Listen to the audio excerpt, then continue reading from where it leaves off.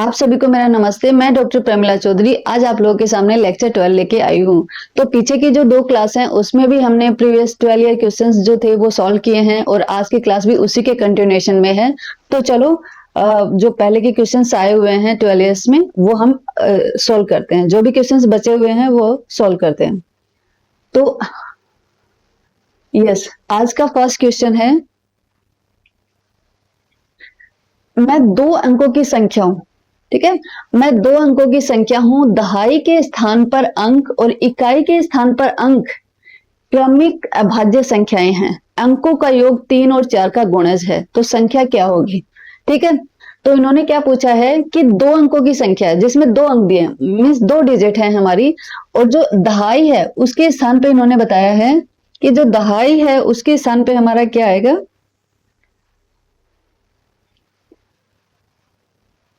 just 1 minute। Yes, दहाई के स्थान पर अंक और इकाई के स्थान पर अंक क्रमिक अभाज्य संख्याएं। तो सबसे पहले तो हमें पता होना चाहिए कि क्रमिक अभाज्य संख्याएं क्या होती हैं, बिकॉज ये जो वर्ड है हमारा, ये वर्ड थोड़ा सा अलग है, तो हमें अगर इसका मीनिंग पता होगा तो हम क्वेश्चन थोड़ा अच्छे से समझ पाएंगे। तो इसने बोला क्रमिक अभाज्य संख्याएं, तो सब अभाज्य संख्याएं कौन सी होती हैं जिसमें या तो 1 का भाग जाता है या फिर उस संख्या खुद का भाग जाता है।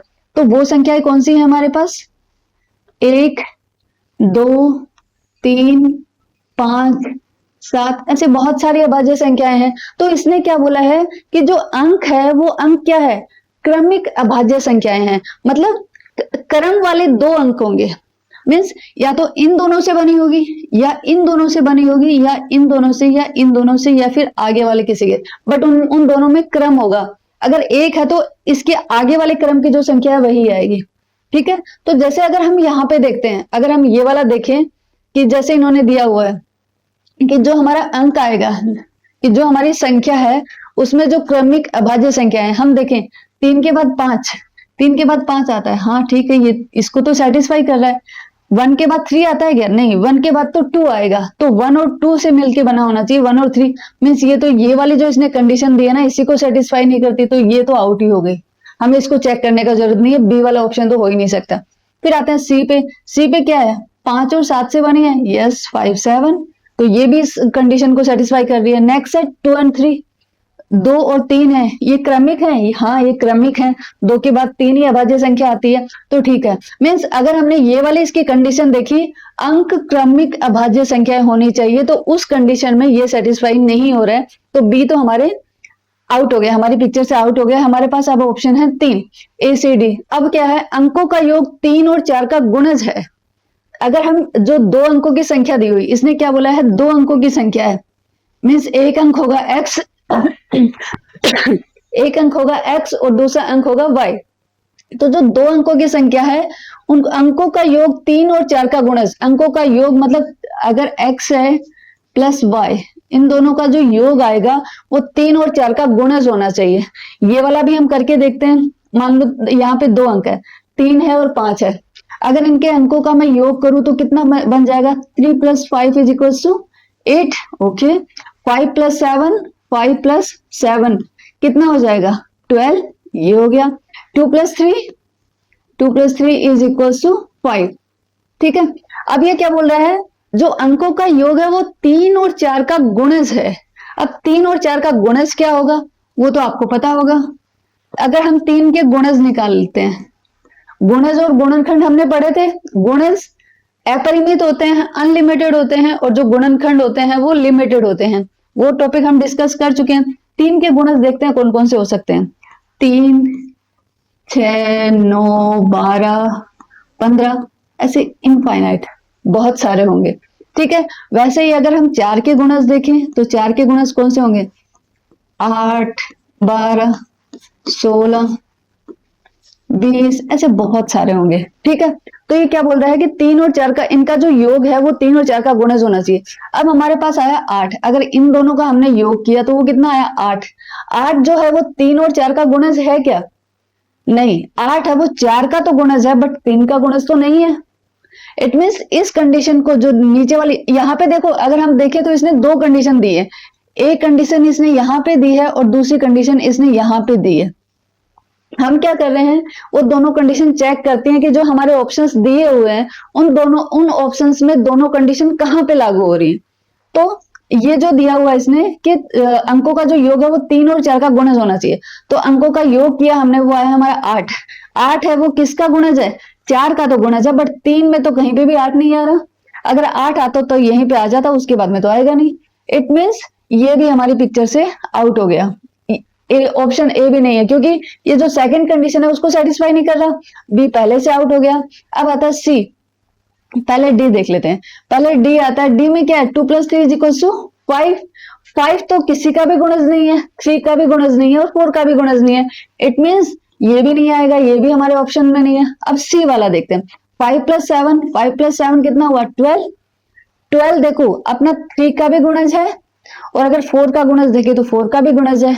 इसका मतलब है यहाँ पे सिर्फ सी मीन्स सिर्फ एक संख्या ऐसी है जो इन दोनों ही कंडीशन को सेटिस्फाई कर रही है, वो है हमारी 57। ठीक है, ये दोनों, पहली कंडीशन क्या थी कि इकाई के अंक पे जो है और जो दहाई के अंक पे है वो क्रमिक अभाज्य संख्या होनी चाहिए। क्रमिक अभाज्य संख्या है। फिर इसने बोला कि जो अंकों का योग करते हैं वो 3 और 4 का गुणज होना चाहिए। यस, हमने अंकों का योग किया, वो आया 12, और 12 जो है वो 3 और 4 दोनों का ही गुणज है। इट मीन्स जो हमारी सी जो संख्या है सिर्फ ये है कि दोनों कंडीशन को सेटिस्फाई कर रही है। तो हमारा आंसर क्या होगा, सी 57 अंक होगा, ये संख्या होगी हमारी 57। तो नेक्स्ट चलते हैं, ये आपको समझ में आ गया होगा। नेक्स्ट है -3 से छोटी, हाँ, -3 से छोटी पर -8 से बड़ी पूर्णांकों की संख्या होंगी। ठीक है, क्या बोला इसने, -3 से छोटी और -8 से बड़ी पूर्णांकों की संख्याएं होंगी। देखो सबसे पहले पूर्णांक क्या है, तो हमें पूर्णांक पता होना चाहिए। पूर्णांक में क्या आता है, हमने डिस्कस किया था प्राकृतिक संख्याएं, पूर्ण संख्याएं एंड पूर्णांक संख्याएं। प्राकृतिक संख्याएं 1 से लेके इनफाइनाइट तक चलती हैं। फिर आती है पूर्ण संख्याएं। पूर्ण संख्याएं 0 भी इंक्लूड कर लेते हैं, 0 1 2 3 लास्ट तक चलता है। फिर आते हैं हमारे पूर्णांक। पूर्णांक में हमने क्या था, जो नेगेटिव वाली जो संख्याएं हैं उनको भी हमने इंक्लूड कर लिया था। तो यहाँ पे जो नेगेटिव वाले संख्या है ऑब्वियसली वो पूर्णांक में ही आएंगी, क्योंकि ये तो पूर्ण में भी नहीं आएंगी और प्राकृतिक में भी नहीं आएंगे। ठीक है, अब इसमें बोल रहा है कि इसमें कितनी संख्याएं, -3 और -8 के बीच में जो संख्याएं आएंगी वो ऐसी कितनी संख्या होंगी, हम एक बार ड्रॉ करके देख लेते हैं। ठीक है, जैसे मैंने एक स्केल लगाई, यहाँ पे मैंने एक स्केल ली। इस स्केल में यहाँ पे 0 है। यहाँ पे अगर 0 है तो आपको पता है कि जो राइट साइड है वहां पे तो सब पॉजिटिव नंबर्स होंगे, वहां पे सभी पॉजिटिव नंबर्स होंगे। 1 2 3 4 5 सभी पॉजिटिव नंबर्स हैं। और इसके लेफ्ट साइड में अगर हम देखेंगे तो सारे के सारे क्या होंगे, नेगेटिव नंबर्स। ओके, -2 -3 -4 -5 -6 कहां तक है, -8 तक है। तो मैं -8 तक ड्रॉ कर लेती हूँ एक बार। -7 और -8। ओके, इनका क्वेश्चन है कि -3 से छोटी हो, तो -3 हमारा कहाँ आ रहा है, ये वाला यहाँ पे आ रहा है हमारा -3। तो -3 से छोटी संख्या कौन सी होंगी, जो इसके लेफ्ट साइड में है वो सारी इससे छोटी है, क्योंकि इसके राइट साइड वाली तो सारी इससे बड़ी है। तो -3 से छोटी मतलब ये वाली, पर -8 से बड़ी, बट -8 से बड़ी होंगी। -8 से बड़ी कौन सी होंगी, इधर वाली जो इसके राइट साइड में वो वाली सारी इससे बड़ी होंगी। तो इन दोनों के बीच में जो संख्या है -3 से छोटी पर -8 से बड़ी पूर्णांकों की संख्याएं होंगी। तो -3 से छोटी और -8 से बड़ी कितनी संख्याएं हैं, मुझे 4 संख्याएं दिखाई दे रही हैं, -7 -6 -4 और -5 एंड -4, 4 संख्याएं हैं हमारे पास। तो हमारा आंसर क्या होगा, 4 ऑप्शन है, यस हमारा आंसर होगा सी। आई थिंक ये आप लोगों को क्लियर हो गया होगा।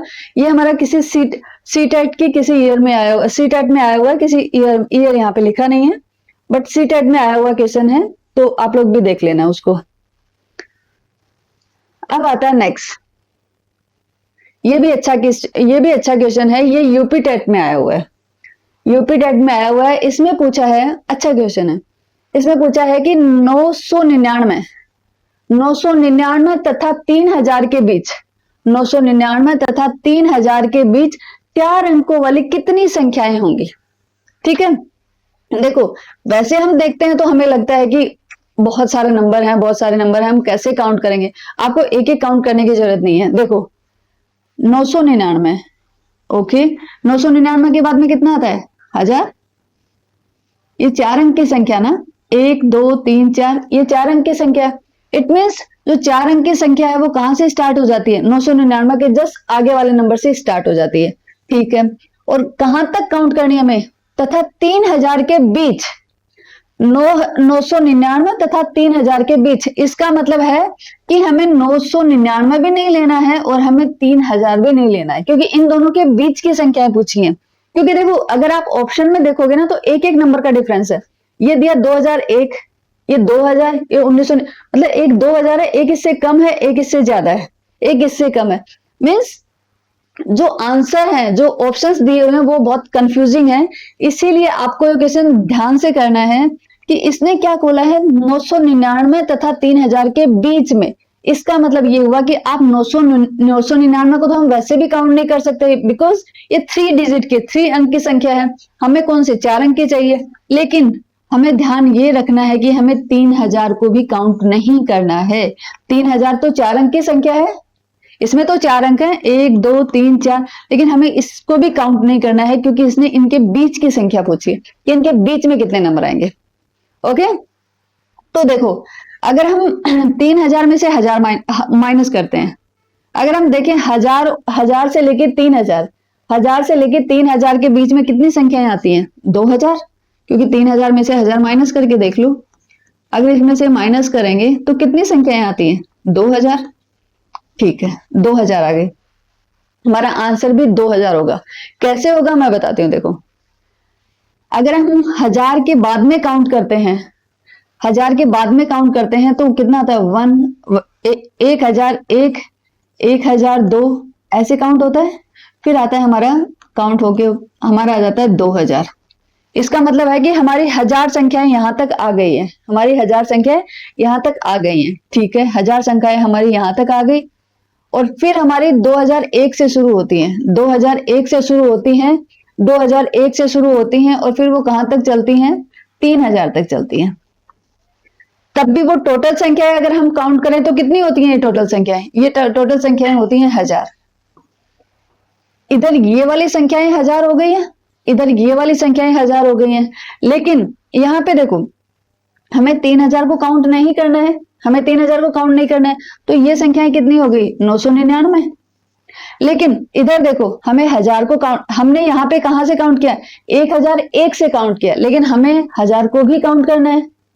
तो जो यहाँ पे एक नंबर माइनस हुआ था, जैसे ये तो ये 1000 संख्या तो ये हो गई, 1000 भी हो गया तो +1 हो गई इसमें, क्योंकि हमें 1000 को भी काउंट करना है। हमने तो कहां से काउंट किया? 1001 से काउंट किया, लेकिन 1000 को भी काउंट करना है, इसलिए हमने क्या किया? +1 कर दिया। तो ये टोटल संख्या कितनी हो गई?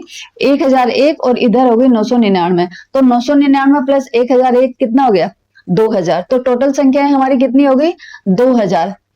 इतने के बीच में 4 अंकों वाली कितनी संख्याएं हो गई? 2000। ठीक है, तो आंसर हो गया हमारा 2000। तो जो इसमें थोड़ा सा कंफ्यूजिंग था, आपको वो ध्यान रखना है। ऐसे वाले क्वेश्चंस आपके भी एग्जाम में आ सकते हैं, हो सकता है आपको भी कहीं ऐसे ही घुमाने की कोशिश करें। तो जब भी आप ऐसे वाले क्वेश्चन आए, आप ऑप्शन में देखना, अगर सिर्फ 1 या 2 नंबर का डिफरेंस आता है तो आप देखना कि वहां पे कहीं पे आपको कोई कंफ्यूज करने के लिए ट्राई कर रहा है। ठीक है, तो आप क्वेश्चन को वहां पे अच्छे से रीड करना, जिससे आपको उसकी गहराई का पता चलेगा कि वो क्या पूछना चाहता है। जैसे यहाँ पे बोला है कि इन दोनों के बीच में मतलब हम दोनों संख्याओं को काउंट नहीं करेंगे। ओके, अब हम चलते हैं नेक्स्ट पे। नेक्स्ट है हमारा 100 के समभाजकों की संख्या होगी। ये मैं आपको अभी करवाती हूं। उससे पहले हमारा आता है जो इसके कंटिन्यूएशन में है, वो हम कर लेते हैं।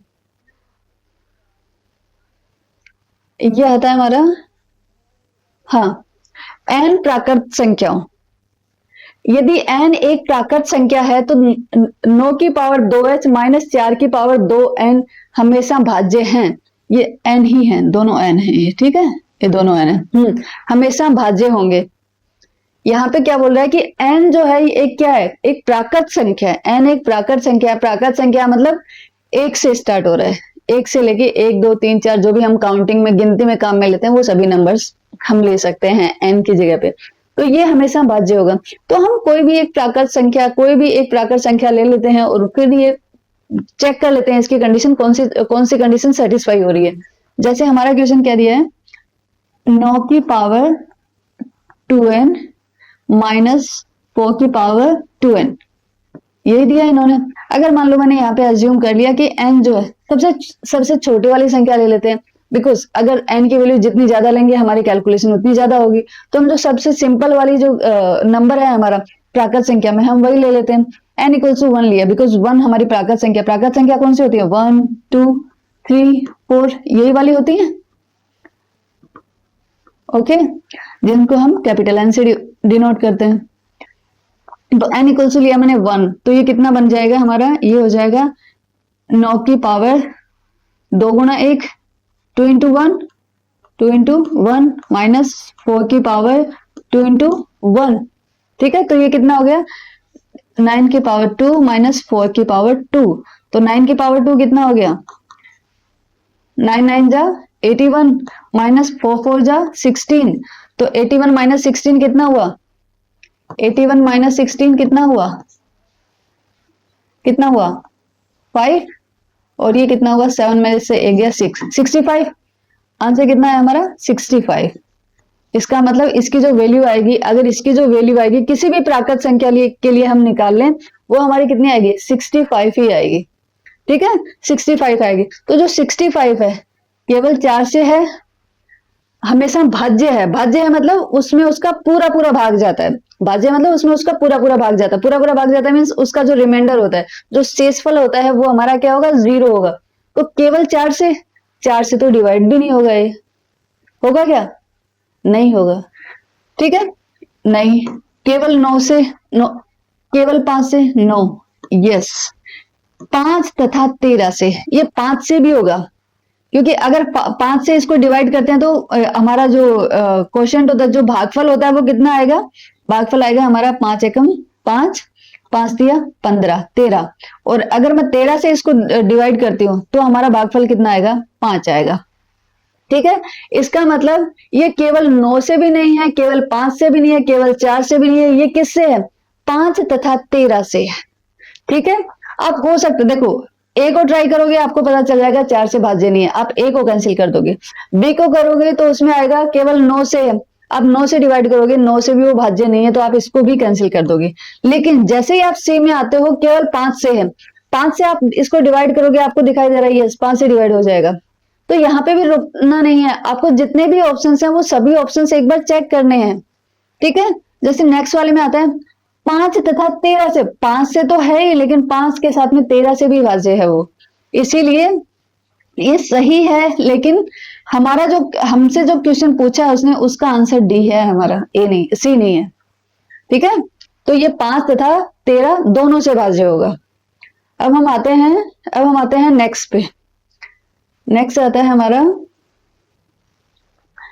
संख्या 3 की पावर 98 को 5 से भाज्य, 5 से भाग देने पर शेष क्या रहेगा। देखो ये रीड 2016 में आया हुआ है। यहाँ पे जितने भी मैं क्वेश्चन सोल्व करवा रही हूँ, वैसे तो मैंने सामने लिखे हुए हैं, मे भी अगर किसी का मिस भी हुआ है तो भी मिस हुआ होगा, लेकिन वो किसी ना किसी एग्जाम में आया हुआ है, प्रीवियस 12 ईयर्स में आया हुआ है, इसीलिए मैंने यहाँ पे उसको इंक्लूड किया है। ठीक है, ऐसा कोई भी क्वेश्चन नहीं है जो नहीं आया हुआ और मैं आप लोगों को सोल्व करवा रही हूँ। तो सभी बहुत इंपॉर्टेंट हैं, आप लोगों को सोल्व करने हैं। अब आता है संख्या 3 की पावर 98 को 5 से भाग देने पर शेष रहता है। अब देखो अगर ऐसा वाले क्वेश्चन आता है, जैसे 3 की पावर कितना है 98, इसको हमें किससे भाग देना है, 5 से। देखो ऐसे वाले क्वेश्चंस जब भी आते हैं तो हम इतनी बड़ी संख्या को, इसकी वैल्यू तो नहीं निकाल सकते, इसकी वैल्यू तो बहुत बड़ी होगी, और फिर उसको 5 से भाग दें, हमारा तो पूरा टाइम चला जाएगा। इसलिए हम क्या करते हैं, ऐसा कुछ करते हैं कि जैसे ये वाली संख्या है, इसको हम क्या करते हैं, या तो 3 रख लें और हम 3 की पावर देखें कि इसकी जो पावर है वो सम है या विषम है। ठीक है, वो सम है या विषम है। लेकिन अगर मैं यहाँ पे सिर्फ 3 रखती हूँ तो यहाँ पे जो शेष दिया हुआ है, यहाँ पे जो ए बी सी डी जो दिया हुआ है वो क्या दिया हुआ है, शेष दिया हुआ है, कि जब हम उसको 5 से भाग देंगे तो जो शेष बचेगा। अब अगर मैं सिर्फ 3 ही यहाँ पे रखूंगी तो शेष तो 4 कैसे बच सकता है, इसीलिए हम सिर्फ 3 नहीं रखेंगे, इससे जस्ट बड़े वाली जो संख्या है वो यहाँ पे आधार में रखेंगे। जैसे मैं 3 की पावर एक काम करती हूँ, 2 अंदर ले लेती हूँ। मैंने इसको कैसे किया, ऐसे कन्वर्ट कर दिया, 3 की पावर 2 में अंदर ले लेती हूँ। जैसे 98 है, 98 को मैं कैसे कर सकती हूँ, 98 में अगर मैं 2 का भाग देती हूँ तो कितना आता है मेरा, 2 चौके 8, 2 नीम 18, 49। ठीक है, तो 2 इंटू 49, मैं 98 को ऐसे लिख सकती हूँ 2 गुणा 49। 98 को मैंने क्या लिखा, 2 गुणा 49। ठीक है, और नीचे मेरा एज इट इज 5 का 5 आ गया। अब देखो मैंने क्या किया, 3 की पावर 2 और उसके बाहर लगा दिया मैंने 49, और 3 की पावर 2 को मैंने लिख दिया 9। क्या लिख दिया मैंने, 9 लिख दिया। ओके, तो अब यहाँ पे क्या है, तो ये दोनों चीजें सेम है, चाहे मैं 3 की पावर 98 लगाऊं या फिर 9 की पावर 49 लगाऊं, दोनों चीजें सेम है। अब हम देखेंगे, देखो 9 हमारा इनफ है, इससे बड़ी संख्या हमें अंदर लेने की जरूरत नहीं है, क्योंकि 9 से शेष सभी चीजें, 9 जो शेष बचे हुए हैं वो सभी 9 से बड़े हैं, तो हम अंदर 9 रख सकते हैं। अब क्या है, 9 की जो पावर लगी हुई है वो क्या है, सम है या विषम है, वो संख्या विषम है। अगर वो संख्या विषम है, इसका मतलब है कि कुछ भी कर लो, जो लास्ट में जो इकाई आएगा वो मेरा 9 ही आएगा, 9 की पावर 1 ही आएगा। अगर मैं इसको खोलती हूँ ना, अगर मैं इसको खोल के मल्टीप्लाई करती हूँ तो भी जो इसका इकाई अंक आएगा वो कितना आएगा, हमारा 9 ही आएगा। ठीक है, तो 9 की पावर मैंने 1 लगाई और डिवाइड बाई 5 आ गया। ओके, अगर यहाँ पे सम संख्या होती तो मैं 9 की पावर 2 लगा देती, 9 की पावर कितनी लगा देती, यहाँ पे 2 लगा देती, लेकिन ये सम है, ये विषम है, इसलिए मैंने 9 की पावर 1 लगाई है। 9 की पावर 1 बटे 5। अब इसको डिवाइड करके देख लेते हैं कि कितना शेष रहेगा। अगर मैंने 9 को डिवाइड किया 5 से तो 5 बन जा 5, कितना बचा शेष, 4 बच गया।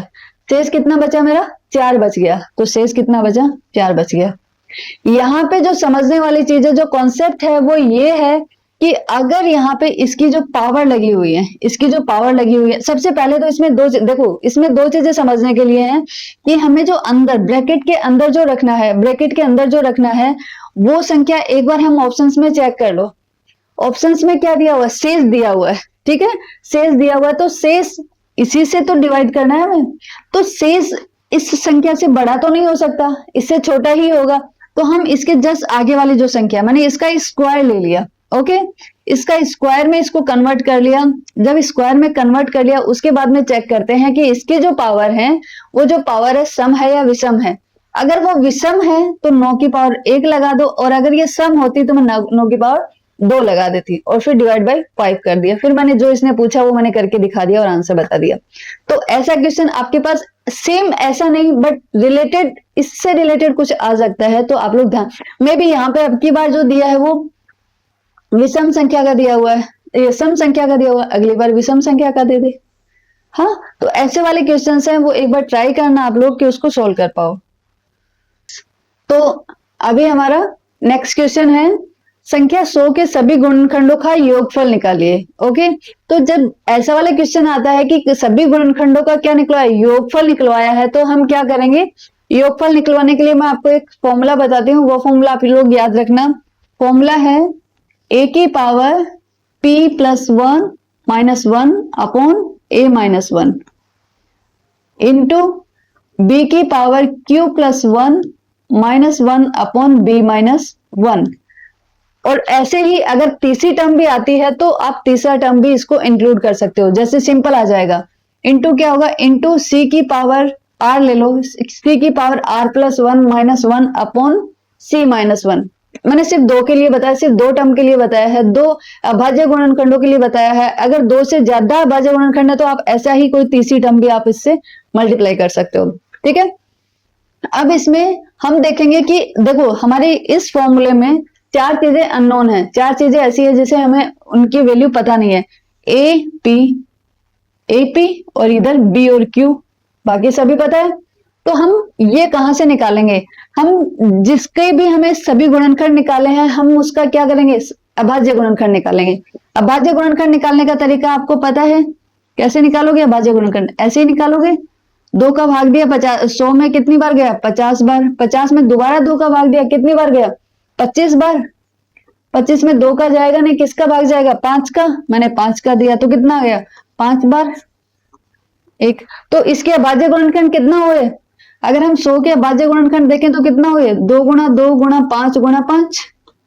ठीक है, तो यहाँ पे कितनी आ गई, 2 की पावर 2 और 5 की पावर 2।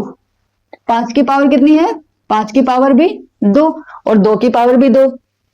अब हम क्या करेंगे, जो ये हमारे अभाज्य गुणनखंड निकले हैं, इसमें देखो मैं आपको बताती हूँ, ये हमारा a होगा और ये इसकी जो पावर लगी है वो क्या होगी, p होगी, क्योंकि a वाले में पावर क्या है, p है, इसीलिए यहाँ पे ये जो फर्स्ट अभाज्य गुणनखंड है ये हमारा a होगा और इसकी जो पावर होगी वो p होगी। वैसे ही जो सेकंड अभाज्य गुणनखंड है इसमें जो 5 है वो हमारा b होगा और b के ऊपर पावर क्या है, r है, ये सॉरी q है, तो 5 की पावर ऊपर जो 2 है ये क्या होगा, q होगा।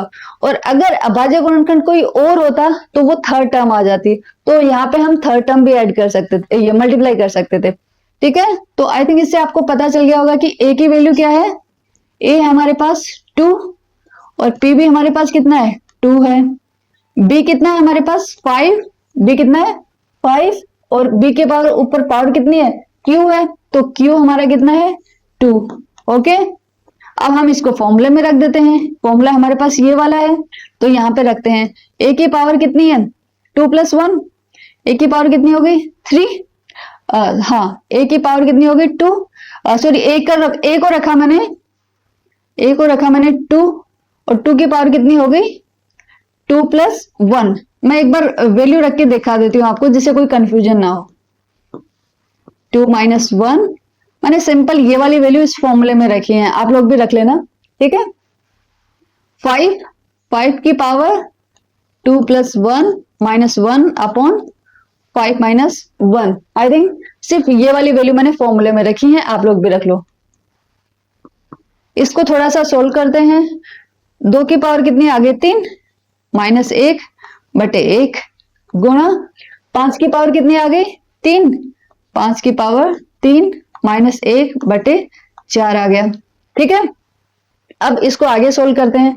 आगे सोल्व में क्या होगा, 2 की पावर 3 -1, 2 की पावर 3 कितना होगा 8, 2 दूनी 4, 4 दूनी 8, तो 2 की पावर 3 की वैल्यू होगी 8, 8 - 1 बटा 1। ओके, गुणा 5 की पावर 3 पचम 25, 25 बन जाओ 125, 125 - 1, 125 - 1 बटे 4। ओके, चलो नेक्स्ट पे चलते हैं। 8 - 1 कितना हुआ 7, ये 7 हो गया। 125 में से 1 माइनस किया तो कितना आ गया 124, 124 डिवाइडेड बाई 4। अब जब मैंने इसको और सोल्व किया तो 7 इंटू ये कितना हो गया 4 3 जा 12, 4 1 जा 4। 124 में जब मैंने 4 का भाग दिया तो कितना आया भागफल 31, तो ये कितना आ गया 7 गुणा 31। 7 गुणा 31 कितना हो जाएगा 7 एकम 7, 7 या 21, 217। तो मेरा जो आंसर था वो कितना आया 217, 217। ये क्या है 100 के सभी गुणनखंडों का योगफल, 100 के जितने भी गुणनखंड है उन सभी का जो योगफल आएगा वो कितना आएगा 217। तो जब भी किसी संख्या के आपको गुणनखंडों का योगफल निकालना हो तो आप ये वाला फॉर्मूला आपको याद रखना है। ये वाला जो फॉर्मूला लिखा है मैंने उसके लिए लिखा है कि जब आप अभाज्य गुणनखंड निकालो तो सिर्फ 2 ही नंबर वहां पे आए, अगर 2 से ज्यादा नंबर आ रहे हैं तो आप इसमें थर्ड वाली टर्म जो है वो भी मल्टीप्लाई कर सकते हो। ओके, आई थिंक आपको समझ में आ गया होगा। इससे यस, ये सीटेट 2012 में आया हुआ है और इससे रिलेटेड जो क्वेश्चंस हैं वो अदर एग्जाम्स में भी आए हुए हैं, वो भी मैं आप लोगों को एक बार करवाती हूँ क्योंकि मुझे ये बहुत इंपॉर्टेंट लग रहा है, तो आप लोग भी इसको अच्छे से कर लेना क्योंकि काफी बार एग्जाम में पूछा है। अब ये था सीटेट 2015 में, इसने क्या पूछा है 96 के सभी धनात्मक गुणनखंडों का योग। हमें पता है गुणनखंड सभी धनात्मक होते हैं, तो ये सिर्फ कंफ्यूज करने के लिए है कि धनात्मक गुणनखंडों का 98 के सभी गुणनखंडों का योगफल है। तो सेम ही चीज पूछी है इसने, क्या पूछा, गुणनखंडों का योगफल। तो हम फॉर्मूला कौन सा लगाएंगे, फॉर्मूला हम लगाएंगे जो हमने अभी याद किया, a की power p plus one minus one upon a minus one into b की power q plus one minus one upon b minus one. यही था हमारा। अब हमने फॉर्मूला लिख लिया। अब सबसे पहले हम क्या करते हैं, उसके अभाज्य गुणनखंड निकालते हैं। किसके निकालने, 96 के निकालने, तो 96 के अभाज्य गुणनखंड निकालते हैं हम। 2 चौके 8, 2 अंठी 16, 2 दूनी 4, 2 चौके 8, 2 एकम 2, 2 दूनी 4, 2 छिके 12, 2 तिया 6, 3। तो अभाज्य गुणनखंड कितना है, 2 2 2 कितनी बार आया, 1 2 3 4 5, 2 की पावर 5 गुणा 3, 3 की पावर कितनी है 1, ठीक है, 3 की पावर 1 और 2 की पावर 5। ओके, तो यहां पे हमारा क्या हुआ, जो a, ये क्या हो गया, a की पावर p गुणा b की power q। It means a यहाँ पे 2 हो गया, p यहाँ पे 5 हो गया, b यहाँ पे 3 हो गया, q यहाँ पे 1 हो गया। कंपेयर कर लिया उससे, ये वाली वैल्यू हो गई। तो चलो ये हम फॉर्मूले में रख देते हैं। a की पावर कितनी है, a कितना है हमारे, 2 है, a कितना है 2 है, और उसकी पावर कितनी लगेगी, 5 plus 1, 5 plus 1 minus 1 upon 2 minus 1 हो गया। नेक्स्ट लगाते हैं, b हमारा कितना है 3, 3 की पावर कितनी है 1, 1 प्लस 1 माइनस 1 अपॉन 3 माइनस 1, दोनों के बीच में मल्टीप्लाई आएगा, आ गया। इसको आगे सोल्व करते हैं। 2 की पावर कितनी हो गई, 2 की पावर हो गई 5 प्लस 1 6, 2 की पावर 6 माइनस 1 अपॉन 1, ओके। 3 की पावर 2, 3 की पावर 2 माइनस 1 बटे 3 माइनस 1 2, ठीक है। अब 2 की पावर 6 है, 2 की पावर 6 कितना होगा हमारा, यही होगा 1 2 3 4 5, यस। 2 दूनी 4, 4 दूनी 8, 8 दूनी 16, 16 दूनी 32, 32 दूनी 64, 64 हो गया। 64 माइनस 1 कितना हो गया 63, 63 बटा 1, ओके। 3 की पावर 2, तो 3 दूनी, 3 को 3 से मल्टीप्लाई किया, कितना आया 3 तिया 9, 9 में से 1 गया 8, 8 बटे 2, 2 चौके 8, तो ये कितना हो गया 63 गुणा 4, 63 को 4 से गुणा कर लो, 63 को 4 से गुणा किया तो कितना आया 4 तिया 12 को 2 असल 1, 6 चौक 24 और 1 25, 252। आंसर कितना है हमारा 252, ओके। आंसर है क्या, यस, बी वाला ऑप्शन है हमारे पास। तो ऐसे वाले क्वेश्चन है, काफी बार एग्जाम में पूछे हुए हैं। तो आपको क्या करना है, सबसे पहले ये जो फॉर्मूला है, ये फॉर्मूला याद कर लेना। मैंने 2 टर्म्स के लिए लिखवाया है। अगर अभाज्य गुणनखंड 2 से ज्यादा है तो आप तीसरी वाली टर्म भी इससे मल्टीप्लाई कर सकते हो, ठीक है। उसके बाद में क्या करोगे, इसके सबसे पहले उसके अभाज्य गुणनखंड निकालोगे, और उससे हमें A P B Q in सब की वैल्यूज पता चल जाएंगी। और जब वो वैल्यूज पता चल जाए हमारे पास, तो हम क्या करेंगे, सिंपल फॉर्मूले में पुट कर देंगे उसको और उसको सोल्व कर लेंगे, ठीक है। तो ये हो गया। अब नेक्स्ट देखते हैं, नेक्स्ट हमारा क्या है, 210 के धनात्मक गुणनखंडों का योगफल। ये सीटेट 2014 में। अब आप देखोगे सीटेट में लगातार इस टाइप वाले क्वेश्चंस पूछे हैं इन लोगों ने, सीटेट में लगातार इन लोगों ने ऐसे वाले क्वेश्चंस पूछे हैं। तो सीटेट सेंट्रल लेवल का है, तो मुझे लगता है कि आरटेट या रीट भी इस चीज को पूछ सकता है। तो एक बार इसको भी सोल्व कर लेते हैं, एक और एग्जाम्पल आपका सोल्व हो जाएगा। 210 के धनात्मक तो वही होते हैं कि गुणनखंडों का योगफल कितना होगा। तो सबसे पहले हमें फॉर्मूला लगाना, मैं फॉर्मूला लिख देती हूँ जिससे आप लोगों के लिए थोड़ा इजी हो जाए। तो फॉर्मूला है a की power p plus 1 minus 1 upon a minus 1 into b की power q plus 1 minus 1 upon b minus 1, यही होगा। ये हमारा फॉर्मूला है। सबसे पहले हम क्या करेंगे, 210 के अभाज्य गुणनखंड निकालेंगे, यहीं पे निकाल लेते हैं। 210 के मैंने अभाज्य गुणनखंड निकाली, मैंने 2 से भाग दिया इसको, 2 एकम 2, 2 पंजे 10, 105 आ गया। अब मैंने 5 से भाग दिया इसको, 5 दूनी 10, 5 एकम 5, 7 से दिया, 7 तिया 21, 3 से दिया। ओ, इसमें सभी अलग अलग आ रहे हैं, ठीक है। यहाँ पे 2 भी एक बार आया, 5 भी एक बार आया, 7 भी एक बार आया, और 3 भी एक बार आया। इसका मतलब हमें क्या करनी पड़ेगी, हमें ऐसे 4 टर्म बनानी पड़ेंगी। हमने ए बी लगाया, वैसे ही हमें सी की भी निकालनी पड़ेगी। सी की पावर कितनी लगा लेंगे, r+1, क्योंकि यहाँ पे हमारे पास 4 नंबर आ गए हैं। मैंने सिर्फ 2 नंबर के लिए लिखा था, बट यहाँ पे कितने नंबर आ गए, 4 नंबर आ गए, 4 अलग अलग नंबर आए। तो 4 नंबर के लिए हम क्या करेंगे, 4 टर्म लिखेंगे। जैसे सी की पावर r+1 -1 अपॉन सी -1।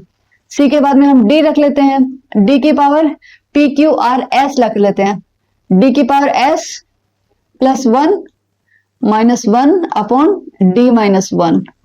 ठीक है, यहाँ पे 4 अलग अलग नंबर आए। जब हमने इसका अभाज्य गुणनखंड निकाला तो 4 हमारे पास अलग अलग नंबर आए, इसीलिए इस फॉर्मूले में जो टर्म्स होंगी वो कितनी होंगी, 4 टर्म होंगी। एक 2 के लिए, एक 5 के लिए, एक 7 के लिए और एक 3 के लिए। तो हम इसको लिखेंगे कैसे, हम ऐसे ही लिखेंगे 2 की पावर 1 इंटू 5 की पावर 1 इंटू 7 की पावर 1 और इंटू 3 की पावर 1, ऐसे ही होगा। तो यहां से देखो, ए की पावर, ए वाले फॉर्मूले में पावर क्या है, p, तो ए की पावर p, बी की पावर q, सी की पावर r और डी की पावर s। देखो ये वाला मैंने ABCD से चला दिया, और जो ऊपर पावर है वो मैंने PQRS से चला दिया। ठीक है, PQRS से चला दी। तो यहाँ पे आपको पता है PQRS सबकी वैल्यू क्या है, 1 1 है। ABCD इनकी वैल्यू यहाँ पे दी हुई है, चलो फॉर्मूले में पुट कर देते हैं। पहले में मैंने किया, ए की वैल्यू कितनी है 2, तो 2 की पावर 2 + 1 -1 अपॉन 2 -1। ओके, नेक्स्ट किया मैंने 5, बी की कितनी है 5, तो 5 की पावर सॉरी ये 1, क्योंकि पी की वैल्यू कितनी थी हमारे पास, 1 थी ना, तो 1 + 1 हुआ। अब 5 की पावर कितनी होगी, 5 की पावर 1 + 1, 1 + 1 -1 अपॉन 5 -1। ठीक है, अब मैं सी कितना है 7, तो मैं 7 पे लगा देती हूँ। 7 की पावर 1 + 1 -1 अपॉन 7 -1, और मेरी जो फोर्थ टर्म आएगी वो क्या आएगी, कितना है 3, तो 3 की पावर 1 + 1 -1 अपॉन 3 -1, यही आएगा। ठीक है, मैंने ये रखा। नेक्स्ट सोल्व करते हैं। 2 की पावर कितनी होगी, 2 की पावर 2 -1 बटे 2 -1 1, पहली टर्म सोल्व कर ली। दूसरी पे करते हैं, 5 की पावर कितनी होगी, 5 की पावर 2 -1 बटे 5 -1 4। 7 की पावर कितनी होगी, 7 की पावर 2 -1 बटे 6। 3 की पावर 2, 3 की पावर 2 -1 बटे 2। मैं इसको हटा देती हूँ, ये हम कर चुके हैं, तो मैं इसको हटा देती हूँ। ओके, तो ये वाला हो गया हमारे पास। अब इसको आगे सोल्व कर लेते हैं। 2 की पावर 2 जो है वो कितना हो गया 4, 4 -1 बटा 1। ओके, 5 की पावर 5, तो 5 की पावर नहीं, 5 की पावर 2 कितना हो गया, 25, 25 -1 बटे 4। ओके, 7 की पावर 2, 7 7 49, 49, 7 7 जा 49 -1 अपॉन 6 इंटू 3 की पावर 2, 3 3 9, 3 3 जा 9 -1 अपॉन 2। इसको भी सोल्व कर लेते हैं। 4 -1 कितना हुआ 3, 3 बटा 1। ठीक है, 25 -1 24, 24 बटे 4, 49 -1 48, 48 बटे 6, 9 -1 8, 8 बटे 2। जो कटे उसको काट लेते हैं, 4 6 24, 6 आ गए, 6 8 48, 2 चौके 8। तो कितना आया ये हमारे पास 3 + 6, 6 + 8, 8 + 4, प्लस नहीं है, ये सभी क्या है मल्टीप्लाई है, ये सभी क्या है मल्टीप्लाई मल्टीप्लाई मल्टीप्लाई। ठीक है, 3 × 6 × 8 × 4, 6 3 जा 18, 18 को किससे गुणा करना है हमें, 8 चौके 32, 32 से गुणा करना है। ठीक है, करके देखते हैं कितना आता है, इधर करके देख लेते हैं। 32 को किससे गुणा करना है 18 से। ठीक है, 8 दूनी 16, यार 8 दूनी 16, 8 तिया 24 और 1 25, 2 एकम 2 3, 6 7 और 5 576। कितना है हमारा 576। आंसर है यस, डी वाला ऑप्शन है हमारा 576, 576। तो आई थिंक अभी मैंने ऐसे वाले 3 एग्जाम्पल आप लोगों को करवा दिए, 3 क्वेश्चन सॉल्व करवा दिए हैं। तो अगर आप लोगों के एग्जाम में आता है तो मैं आपसे आशा करती हूँ कि आप लोग इसको गलत नहीं करोगे, आप इसको सही कर लोगे।